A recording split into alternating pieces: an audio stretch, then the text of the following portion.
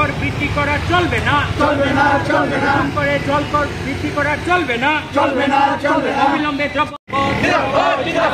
সবাই দলে দলে যোগ দিন, সবাই দলে দলে যোগ দিন, করতে হবে, করতে হবে, জল কর বৃদ্ধি করা চলবে না, চলবে না, চলবে না, করে জল কর বৃদ্ধি করা চলবে না, চলবে না, চলবে না।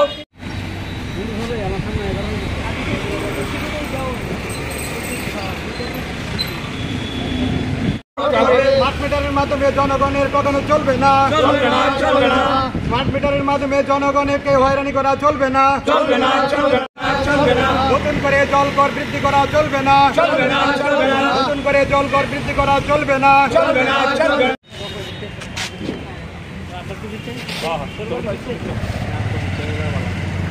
চলবে না, চলবে না, অযৌক্তিকভাবে বৈদ্যুতিক চার্জ বৃদ্ধি করা চলবে না, চলবে না, চলবে না, নতুন করে না, চলবে না, চলবে না,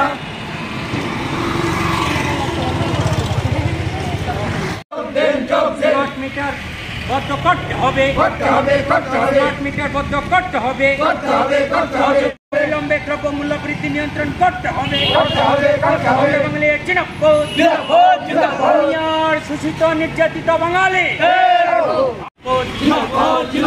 বিক্ষোভ মিছিলে দলে দলে যোগ দিন, আজকের বিক্ষোভ সভায় দলে দলে যোগ দিন, বৈদ্যুতিক চার্জ এই যে বিক্ষোভ সেটা হচ্ছে আপনারা জানেন যে নূতন করে বৈদ্যুতিক চার্জ পরিমাপের জন্য স্মার্ট মিটার বসানোর কাজ চলছে।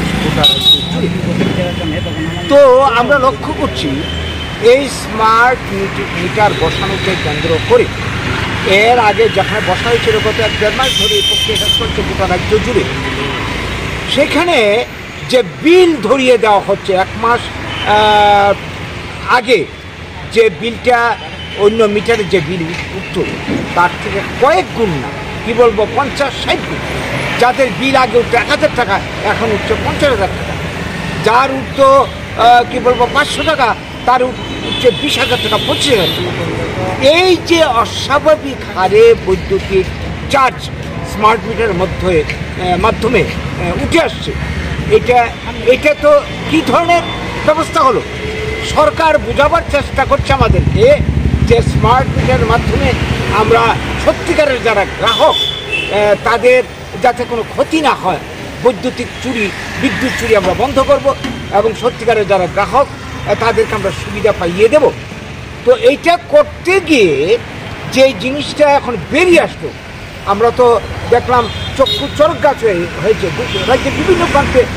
খোয়াইতে গত 3-4 দিন আগের যেটা খবর, তাদের মানে এটা এখন ধিমরি খেয়ে পড়ার মতো অবস্থা হয়েছে, কারণ এর আগে এরা যে হারে রেট মানে বিদ্যুতিক বিল তারা দিতে হতো তার চেয়ে এই যে বললাম 50-60 গুণ হয়ে গেছে। তো এইটা তো আমরা কোনো মতে মানতে পারি না। গভর্নমেন্ট আমাদেরকে বিভ্রান্ত করার জন্য, পাবলিককে বিভ্রান্ত করার জন্যে মন্ত্রীদের বাড়িতে, আমলাদের বাড়িতে এই ধরনের মিটার বসিয়ে আমাদেরকে বোঝানো হচ্ছে যে চিন্তার কারণে আমরাও তো মিটার বসিয়েছি, কিন্তু মন্ত্রীদের যদি 50-1 লাখ টাকা মাসে বিল হয় তাদের তো আর নিজের পকেট থেকে দিতে হবে না, এটা গভর্নমেন্টের ক্যাশের থেকে যাবে। সেইটা আমাদের কাছে দৃষ্টান্ত হতে পারে না। আমরা দেখব পাবলিকের ইন্টারেস্ট। বর্তমান যুগে বিদ্যুৎ একটা অপরিহার্য জিনিস, ডাল তেলের মতোই, কী বলবো ওষুধপত্রের মতোই বিদ্যুৎ একটা অপরিহার্য জিনিস।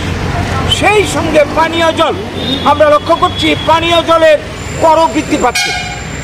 এই যে বিশুদ্ধ পানীয় জল স্বাধীনতার এত বছর পর ব্যবস্থা করা হচ্ছে না। গ্রাম পাহাড় বাদই দিলাম, এই শহরের বুকে, আগরতলার বুকে, আমরা যারা আগরতলার বাসিন্দা আমরা জানি বিশুদ্ধ পানীয় জল, অটল জল ধারা নামে যে মিশনটা চালু হয়েছিল এখন থেকে 5-6 বছর আগে, কটা বাড়িতে বিশুদ্ধ জল। আমি যেখানটায় থাকছি এই যে পাশে এই শিবনগর তলিতে গত 3 বছর ধরে 1 ফোঁটা জল নেই, টিউবওয়েলের জল আমাদেরকে ব্যবহার করা হচ্ছে। অন্যদিকে কি করা হচ্ছে, মানে জলকর বৃদ্ধি পাচ্ছে কিছুদিন বাদে, বিদ্যুতের চার্জ বৃদ্ধি পাচ্ছে কিছুদিন বাদে। এইভাবে এই যে নাগরিক পরিষেবা না দিয়ে তারা মানে মানুষের উপর বিভিন্ন ধরনের চার্জ চাপিয়ে দিয়ে, কর চাপিয়ে দিয়ে মানুষকে শোষণ করার একটা ব্যবস্থা করছে। অন্যদিকে মানুষের হাতে কাজ নেই, রোজগার নেই, চাকরি নেই, কর্মসংস্থান নেই, জিনিসের দাম বাড়ছে হু হু করে গোটা দেশে। এই গত 2 মাসে সর্ষের তেলের দাম বেড়েছে লিটারে 15 থেকে 20 টাকা থেকে 30 টাকা বেড়েছে। সব কথা জিনিসের দাম এভাবে বেড়ে চলেছে, মানুষ বাঁচবে কি করে? এই যে অবস্থাটা, এর পেছনে মূল কারণ বেসরকারীকরণ। আজকে গোটা দেশের সমস্ত প্রোডাক্টিভ সেক্টরগুলি, উৎপাদন ক্ষেত্রগুলি ক্রমান্বয়ে আজকে পুঁজিপতিদের হাতে, কর্পোরেটদের হাতে তুলে দেওয়া হচ্ছে। এইটার পরিণাম ফল আজকে আমরা ভোগ করছি। কাজেই এই জায়গায় দাঁড়িয়ে বিজেপি ক্ষমতায় আসার আগে বলেছিল ঘরে ঘরে মিস করে চাকরি দেবে, বছরে 50,000 চাকরি দেবে, দ্রব্যমূল্য বৃদ্ধি রোধ করবে, ইত্যাদি ইত্যাদি। কোনো প্রতিশ্রুতি পালন তো দূরে থাক, আজকে আমাদের জীবন বাঁচানো দুর্বিষহ হয়ে উঠেছে। এই জায়গায় দাঁড়িয়ে আজকে এই যে নতুন করে স্মার্ট মিটার বসানো চলছে, জলকর বৃদ্ধি চলছে, এর মাধ্যমে পাবলিকের পকেট কাটার ব্যবস্থা করা হচ্ছে। আমরা তার বিরুদ্ধে আজকে বিক্ষোভের আয়োজন আমরা করেছি। গোটা রাজ্যে আমাদের আন্দোলন শুরু হয়েছে।